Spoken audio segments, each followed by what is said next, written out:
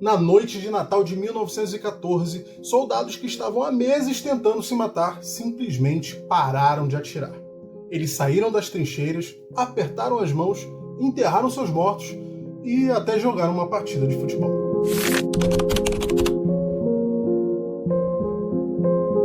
Hoje eu vou te contar o que realmente aconteceu na Trégua de Natal de 1914, como os soldados pararam a Primeira Guerra Mundial, por que os comandantes entraram em pânico e por que essa história quase desapareceu. Fica até o final porque essa história muda completamente como a gente entende a guerra. Mas primeiro, eu pedi para o Papai Noel que vocês se inscrevessem aqui no YouTube. Então, quem não é inscrito ainda, por favor, se inscreve aqui no YouTube, curte o vídeo e deixa um comentário. Se você está ouvindo no Spotify, segue a gente lá no Spotify e comenta lá também.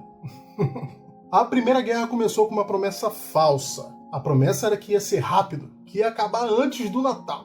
Mas a realidade se impôs rapidamente. Em setembro de 1914, a Batalha do Marne interrompeu o avanço alemão. A vitória que todos esperavam não veio. A partir dali, a guerra parou de avançar e começou a afundar.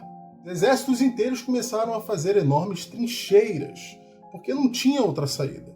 Em pouco tempo, formou-se uma linha contínua de trincheiras, do Mar do Norte até a fronteira da Suíça. Centenas de quilômetros de lama, arame farpado e morte.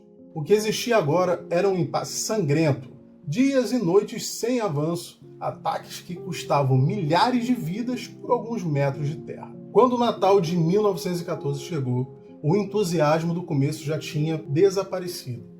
Eles sabiam que a guerra não seria rápida. As trincheiras não foram planejadas para longas estadias. Elas eram buracos improvisados. Chovia com muita frequência, a água não escoava e o chão virava lama. Muitos soldados passavam dias com os pés constantemente molhados e isso causava graves infecções, inchaço e necrose, o chamado pé de trincheira. Outro problema comum era a febre das trincheiras, uma doença transmitida por piolhos que causava dor intensa e febre prolongada. Os mortos nem sempre podiam ser recolhidos e os corpos ficavam ali, entre as linhas, o espaço que era chamado de terra de ninguém. Sair da trincheira significava uma chance muito alta de ser atingido. Mas no fim de 1914, a guerra ainda não tinha atingido seu nível mais alto de ódio, digamos assim. Muitos soldados eram civis mobilizados há poucos meses, e não havia ainda um ódio profundo e permanente entre os homens na linha de frente.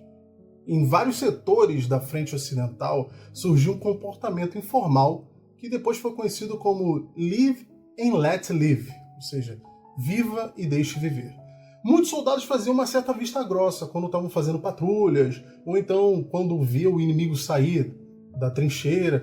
Nesse início de guerra, os soldados ainda não se odiavam, vamos dizer assim.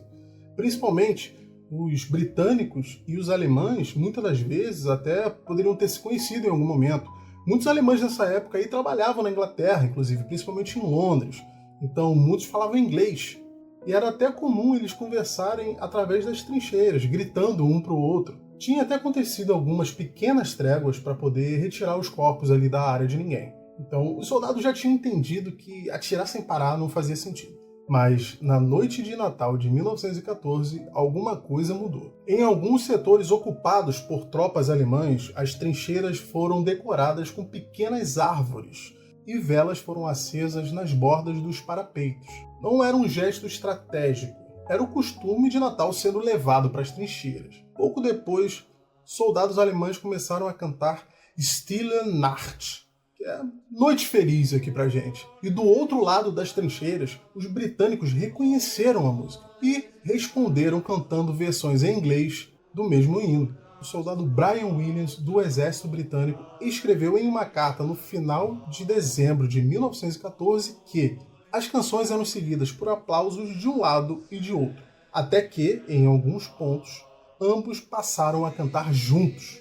E é aí que acontece o impensável. Soldados desarmados começam a sair das trincheiras. De acordo com os relatos, os primeiros foram os alemães, que saíram e acabaram gerando uma desconfiança dos britânicos, mas que, percebendo ali que eles estavam desarmados, também começaram a sair. Na prática, a guerra tinha parado ali.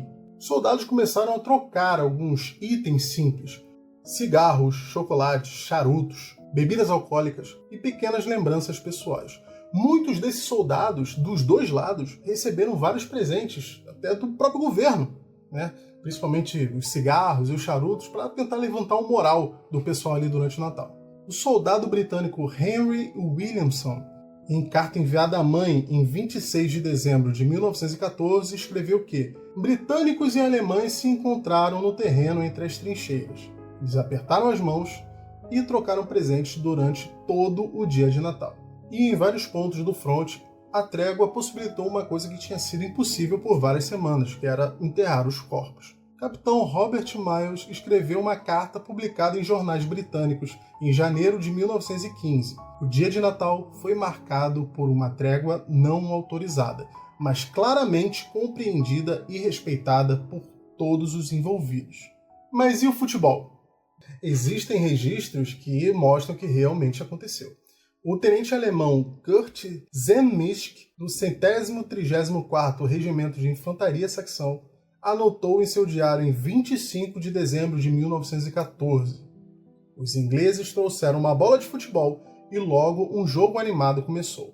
Claro que não foi uma partida oficial, não foi nenhuma Copa. Alguns outros relatos até dizem que não tinha nem marcação de pontos. E se tem dúvida, até se teve vencedores. Alguns relatos dizem, obviamente, que foram os britânicos e outros dizem que foram os alemães. Tem alguns filmes e documentários que citam esse evento, eu vou botar na descrição. Mas eu queria citar aqui 2 clipes musicais que eu acho muito interessantes. Um é do Paul McCartney, que é Pipes of Peace, que inclusive ele interpreta os dois lados, né? Ele interpreta um alemão e um britânico. E tem também uma música da banda Sabaton, que é muito conhecida por fazer várias músicas inspiradas em momentos históricos, principalmente de guerras históricas, né? Se chama Christmas Truce, que é literalmente a trégua de Natal. Mas voltando ao assunto, por que isso preocupou os comandantes? Porque o soldado que reconhece um inimigo como humano não luta do mesmo jeito. Para os altos comandos, isso era um risco grave. A disciplina dependia de distância emocional, de obediência sem questionamento. Não foram só os comandantes que se revoltaram, não. Muitos soldados foram contra, e população também, principalmente dos alemães. Os franceses também foram bem contra, a maioria. Até tem gente que diz que é muito fácil fazer trégua quando não é o seu país que está sendo invadido, né? Então, o Reino Unido, que tinha um certo distanciamento desse conflito, já que eles estavam ali só para proteger a Bélgica que tinha sido invadida, para eles foi mais fácil. Dentre os alemães que foram totalmente contra essa trégua, e até falou que o exército alemão não tinha honra, foi um cabo chamado Adolf Hitler.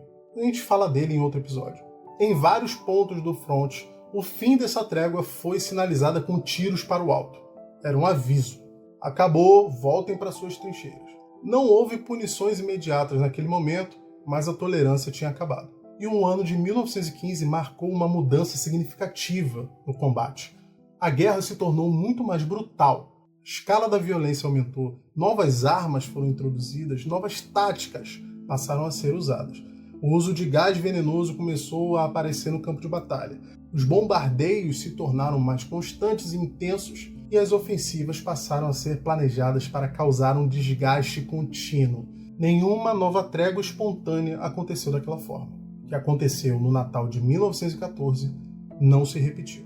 E, infelizmente, a trégua de Natal não interrompeu o conflito e não mudou o resultado. Mas ela mostra uma realidade muito incômoda, que as guerras continuam não porque os soldados se odeiam, mas porque alguém decide que ela tem que continuar. Agora eu te pergunto, você acha que o que aconteceu lá no Natal de 1914 poderia acontecer hoje? Em todos esses conflitos aí que a gente está vendo pelo mundo, você acha que existe uma esperança de que haja paz, haja uma trégua, pelo menos, entre os envolvidos? Comenta aqui embaixo em que guerra está acontecendo hoje a gente poderia ver uma trégua.